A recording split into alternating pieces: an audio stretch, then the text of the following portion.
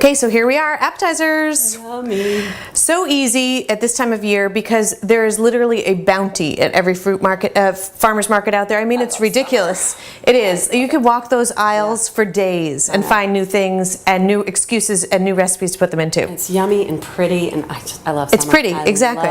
It really, it's like flowers. It is. So what we've decided to do here is a Greek salsa. It's a takeoff of an ordinary salsa using Greek ingredients.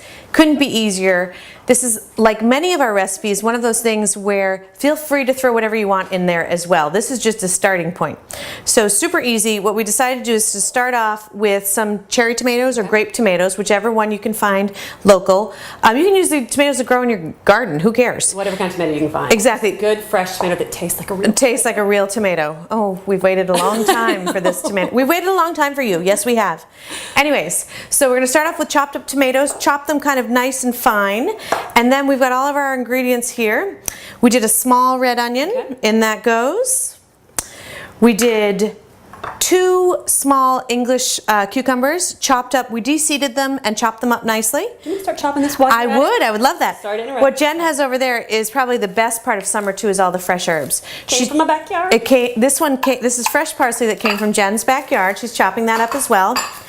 We're also doing 1 clove of garlic, just minced, no big deal. This is where we get to the Greek part.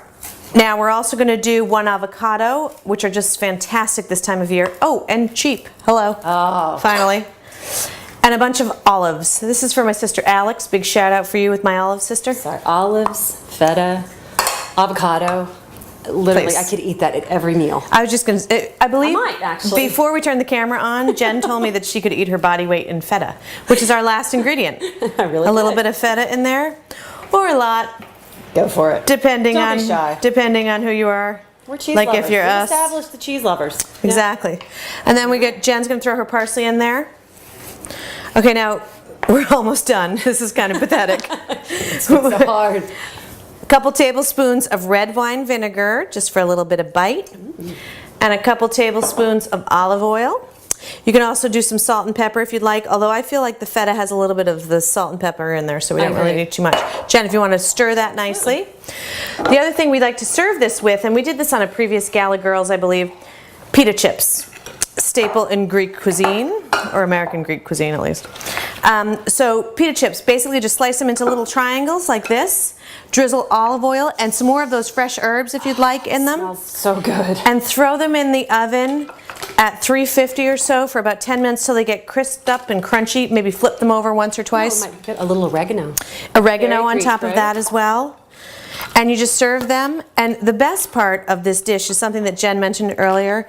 It's so pretty. So pretty. Look at this. You gotta love every color of the rainbow. It's true. You gotta love when there's a little style to your substance. And please, yep, throw some in there. Want me to hold this for you? Or Yeah. you got it? And I have to tell you, this stuff, it tastes better the longer it sits. So if you want to make this before you start your party and leave it in the fridge just to sit for a couple of hours so those flavors kind of meld, it's great. One last thing is, if you don't feel like doing the olive oil and vinegar route, feel free to throw on your favorite Italian dressing or some sort of like balsamic. Paul Newman is my particular favorite.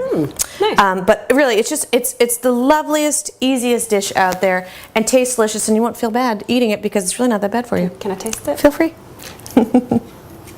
Oh, she goes for the big bowl. I go for the big God bowl. bless. Come This on. is why we're friends. Yeah. Enjoy.